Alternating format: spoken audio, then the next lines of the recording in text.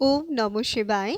ভারত মাতা শিবশক্তি অবতার পরমাত্ম বাণী ওম পিতাশ্রী শিব বাবাকে স্মরণে আছে। আজকের তারিখ ৭ই মে ২০২৬ প্রাত ক্লাস ওম নম শিবায়। আজ পরম পূজ্য পরমপিতা পরমাত্মা শিব বাবা বললেন, আদরের বাচ্চারা, হ্যাঁ বাবা, গীতাই হলো মা বাবা, বাকি সব শাস্ত্র হলো রচনা।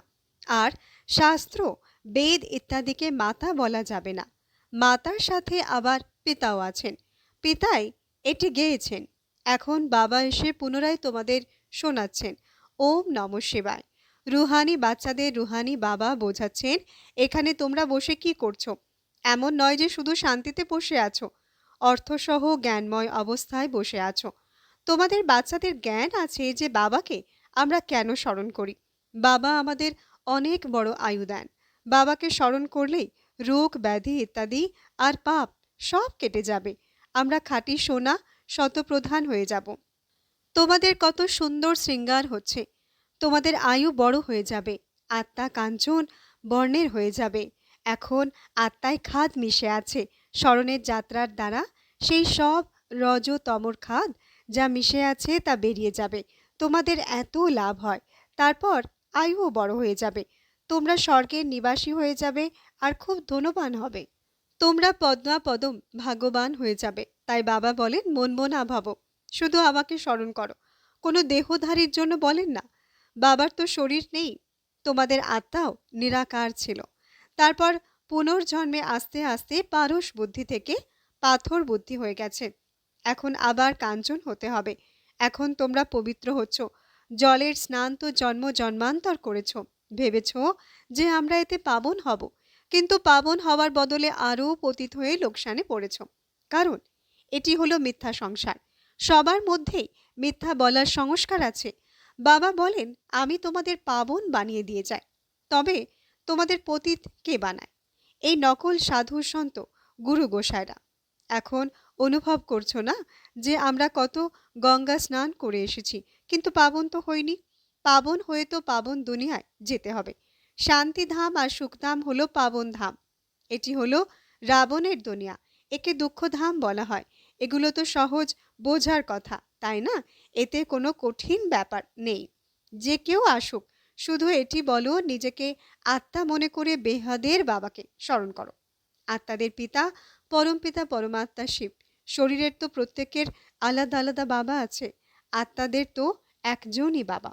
বাবা কত সুন্দরভাবে বোঝান, আর হিন্দিতেই বোঝান। হিন্দি ভাষায় মুখ্য। তোমরা পদ্মা পদম ভাগ্যবান এই দেবতাদের বলবে। এরা কত ভাগ্যবান। এরা যে কিভাবে স্বর্গের মালিক হয়েছে তা কেউ জানে না। এখন বাবা তোমাদের শোনাচ্ছেন, এই সহজ রাজযোগের দ্বারা এই পুরুষোত্তম সঙ্গম যুগেই এরা এমন হয়েছে।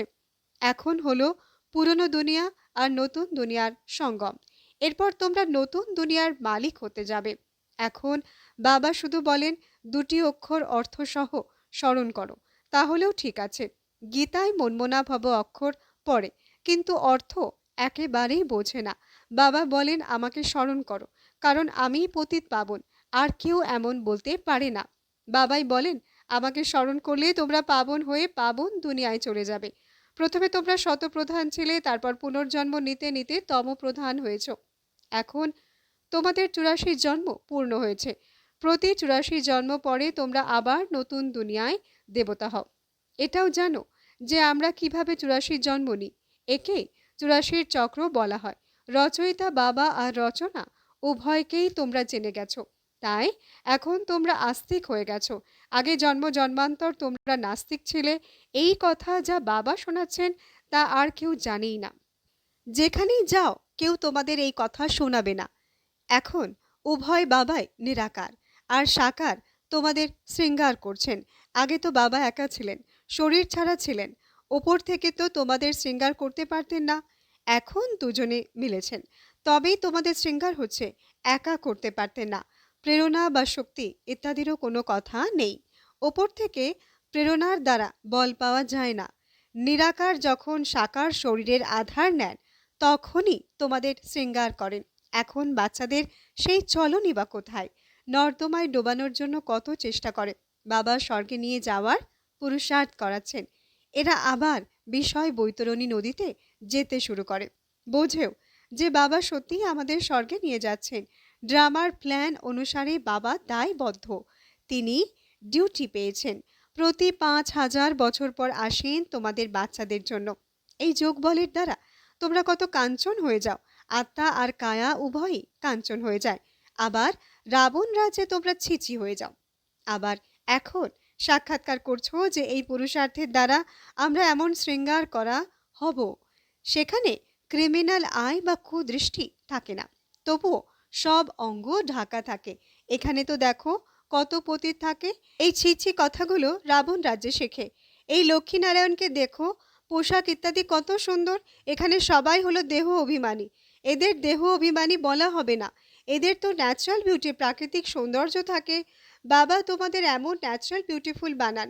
আজকাল তো কেউ আসল গয়না পরতেও পারে না। কেউ পরলে তাকেই লুটে নেবে। ১২ মাস পর্যন্ত তার পেছনে পড়ে থাকবে যতক্ষণ না সব লুটে নেওয়ার সুযোগ পায়। সেখানে তো এমন কোনো কথাই নেই।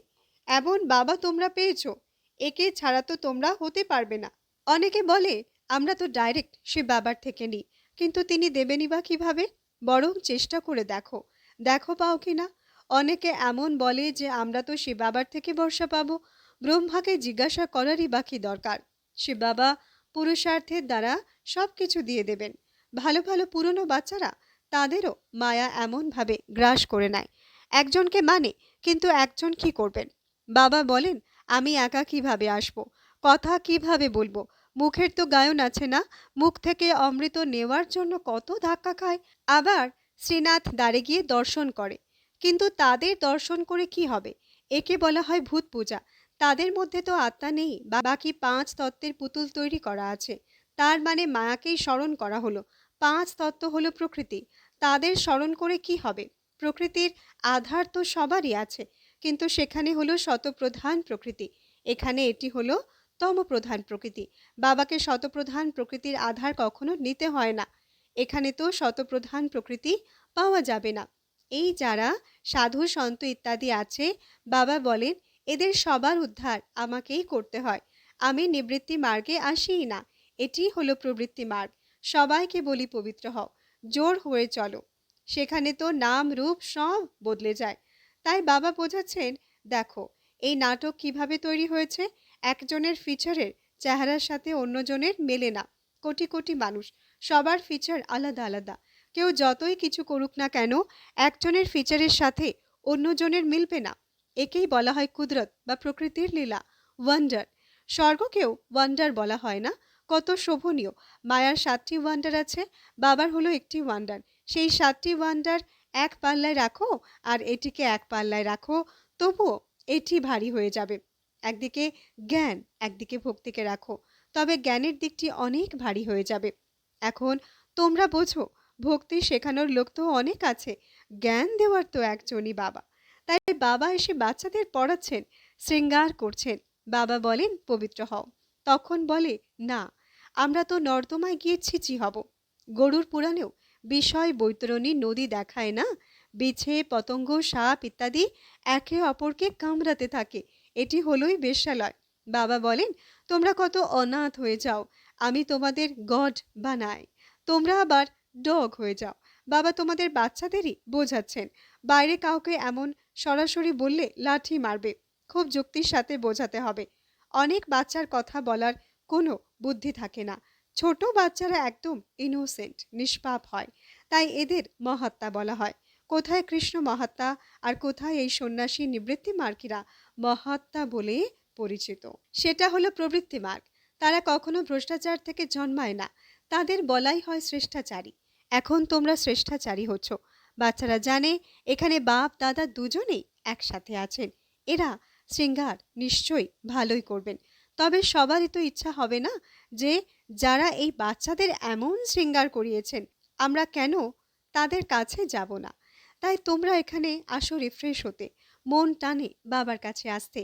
যাদের পূর্ণ নিশ্চয় আছে তারা তো বলবেই যে মারো বা যাই করো, আমরা কখনো হাত ছাড়ব না। কেউ কেউ কোনো কারণ ছাড়াই ছেড়ে দেয়। এটাও ড্রামার খেলা তৈরি হয়ে আছে। ফারকতি দিয়ে দেয়, ডিভোর্স দিয়ে দেয়। বাবা জানেন এটি রাবণের বশে করার কাজ। বাবা বলেন যে প্রথমত পবিত্র হও, দৈবিক গুণ ধারণ করো, নিজের পোতামেল রাখো।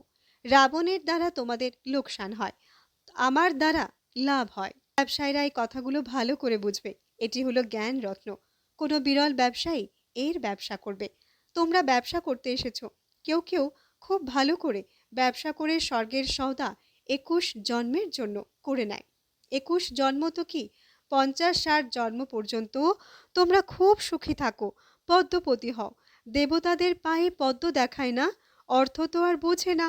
তোমরা এখন পদ্মপতি হচ্ছ, তবে তোমাদের কত খুশি হওয়া উচিত। বাবা বলেন, আমি কত সাধারণ, তোমাদের বাচ্চাদের স্বর্গে নিয়ে যেতে এসেছি। ডাকেও যে হে পতিত পাবন, এসো পাবন বানাও। পাবন তো থাকেই সুখধামে, শান্তিধামের কোনো হিস্ট্রি জিওগ্রাফি হতে পারে না। ওটি তো আত্মাদের ঝাড়। সূক্ষ্মপতনে কোনো কথাই হয় না। বাকি এই সৃষ্টিচক্র কিভাবে ঘুরতে থাকে তা তোমরা জেনেই গেছো। সত্যযুগে লক্ষ্মীনারায়ণের ডিনাস্টি ছিল। এমন নয় যে একজন লক্ষ্মীনারায়ণ শুধুই রাজত্ব করতেন, বৃদ্ধি তো হয়ই। আবার দাপরের তারায় পূজ্য থেকে পূজারী হয়। মানুষ তো আবার পরমাত্মার জন্য বলে দেয়, আপনিই পূজ্য, আপনিই পূজারী। যেমন পরমাত্মার জন্য বলে যে তিনি সর্বব্যাপী। এই কথাগুলো তো এখন তোমরাই বোঝো। আধা কল্প তোমরা গেয়ে এসেছো উচ্চ থেকে উচ্চ ভগবান, আর এখন ভগবান ওবাজ উচ্চ থেকে উচ্চ তোমরা বাচ্চারা। তবে এমন বাবা রায়ে চলা উচিত না। গৃহস্থ ব্যবহারও সামলাতে হবে। এখানে তো সবাই থাকতে পারবে না। সবাই থাকতে শুরু করলে তবে তো কত বড় বাড়ি বানাতে হবে, নিচ থেকে ওপর পর্যন্ত। এটাও তোমরা একদিন দেখবে যে কত লম্বা কিউ, লাইন লেগে যাবে দর্শন নেওয়ার জন্য। কারো দর্শনই হয় না, তখন গিয়ে গালিও দেয়। ভাবে মহাত্মার দর্শন করি। এখন বাবা তো বাচ্চাদেরই পড়ান। তোমরা যাদের রাস্তা দেখাও তাদের মধ্যে কেউ খুব ভালো করে চলতে শুরু করে, কেউ আবার ধারণাই করতে পারে না। কতজন আছে যারা শুনতেও থাকে, আবার বাইরেও যায়, তো ওখানেই সব রেখে যায়। সেই খুশি নেই, পড়াশোনা নেই, যোগ নেই। বাবা কত বোঝান যে চার্ট রাখো, না হলে অনেক অনুতাপ করতে হবে। আমরা বাবাকে কত স্মরণ করি, তার চার্ট দেখতে থাকা উচিত। ভারতের প্রাচীন যোগের অনেক মহিমা আছে। বাবা বোঝান যে কোনো কথা না বুঝলে বাবাকে জিজ্ঞাসা করো। আগে তো তোমরা কিছুই জানতে না। এটি হলো কাঁটার জঙ্গল, কাম মহাশত্রু। সেই অক্ষর তো গীতারই। গীতা পড়তে কিন্তু বুঝতে তো আর না। বাবাও সারা জীবন গীতা পড়েছেন, বুঝতেন যে গীতার মাহাত্ম্য খুব ভালো। পড়তে পড়তেই একদিন কিনারা করে দিলেন। এখন তো বাবা সেকেন্ডে উচ্চ পড়াশোনা করান। সেই গীতা ইত্যাদি পড়তে পড়তে মাটিতে এসে পড়েছ। গীতাই হলো মা বাবা। বাকি সব শাস্ত্র হলো রচনা। আর শাস্ত্র, বেদ ইত্যাদিকে মাতা বলা যাবে না। মাতার সাথে আবার পিতাও আছেন। পিতাই এটি গেয়েছেন। বাবা এসে শোনাতে থাকেন ভক্তি মার্গের গীতার কত মান। গীতা বড়ও হয়, ছোটও হয়।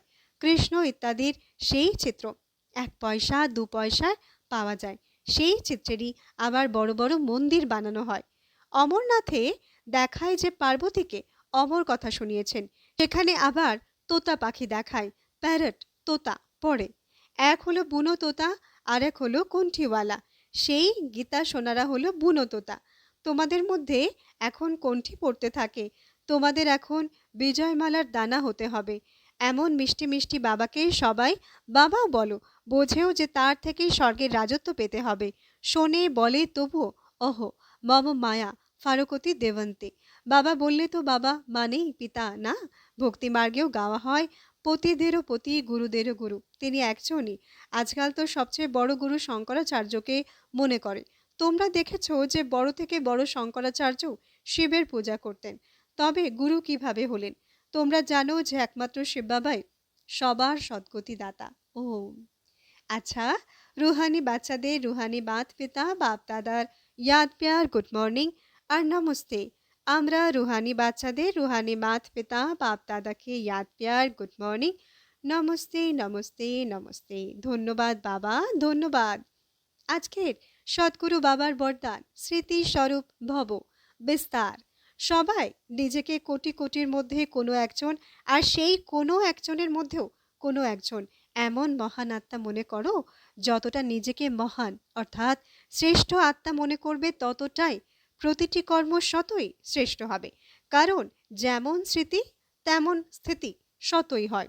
যেমন অনুভবী আছো যে আধা কল্প দেহের স্মৃতিতে ছিলে, তবে স্থিতি কি ছিল? অল্পকালের সুখ আর অল্পকালের দুঃখ।